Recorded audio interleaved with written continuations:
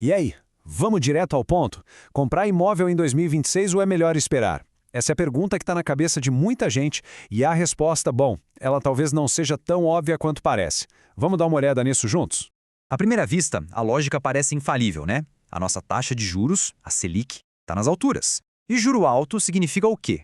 Financiamento caro, parcela pesada. O pensamento imediato, quase automático, é vou esperar os juros baixarem. É o mais sensato.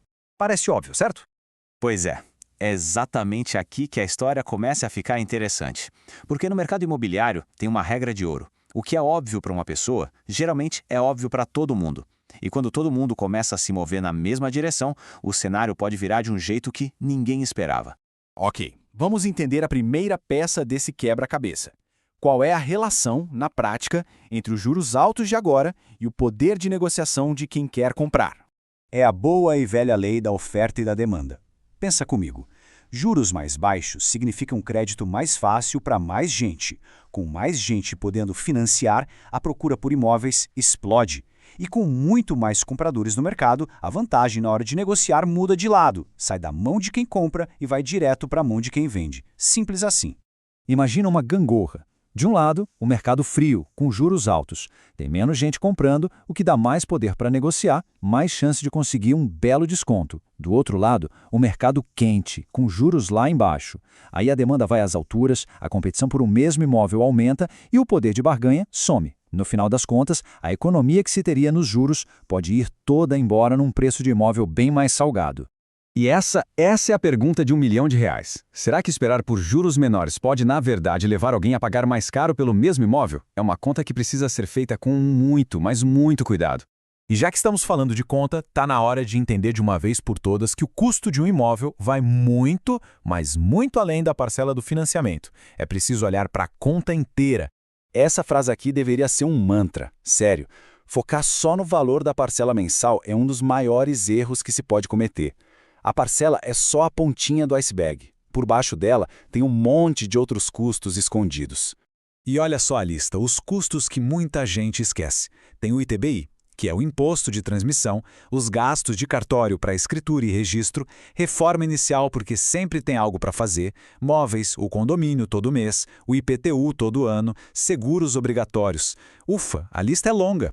Uma parcela que parecia confortável no papel pode virar um sufoco danado quando todos esses outros compromissos entram na conta. E tem mais um detalhe fundamental sobre financiamento, viu? Especialmente no comecinho de um contrato longo, uma fatia gigantesca de cada parcela que se paga vai direto para os juros da dívida. Quase nada vai para abater o valor principal do imóvel. Isso significa que a construção de patrimônio é um processo bem mais lento do que a maioria das pessoas imagina. Então, se o negócio não é tentar adivinhar o futuro da economia, qual é a abordagem certa? A resposta é estar preparado. Vamos ver o que isso significa na prática. E essa mudança de chave na cabeça é tudo. Em vez de ficar tentando prever o que vai acontecer com a Selic ou com o mercado, o foco tem que ser interno, na própria saúde financeira. Um comprador preparado não fica refém da sorte ou de um cenário de mercado perfeito. Ele está pronto para identificar e agarrar uma boa oportunidade, não importa o que esteja acontecendo lá fora. E estar preparado se resume a ter clareza sobre essas 3 contas essenciais. Primeiro, a conta da parcela real. Ela se encaixa no orçamento com folga? Ou vai deixar as finanças no limite? Segundo, a conta da entrada. Existe um valor forte para dar de entrada, mas sem zerar a reserva de emergência? E terceiro, a conta do tempo. O plano é morar nesse imóvel por um período longo suficiente para fazer todos os custos da compra valerem a pena? Com tudo isso em mente, a gente pode finalmente chegar ao ponto principal e reformular aquela pergunta do início de um jeito muito mais inteligente. A questão toda, então, é fazer um autodiagnóstico sincero. Responder com honestidade a estas 5 perguntas-chave. Vamos lá. Primeira, a compra aconteceria mesmo se o imóvel não valorizasse rápido? Segunda, a parcela cabe com folga no orçamento ou vai ser no sufoco?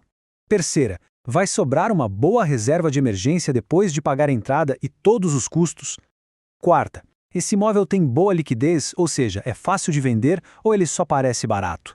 E por fim, a ideia é morar aqui por tempo suficiente para que a compra faça sentido? Se as respostas forem sim, o caminho fica bem mais seguro.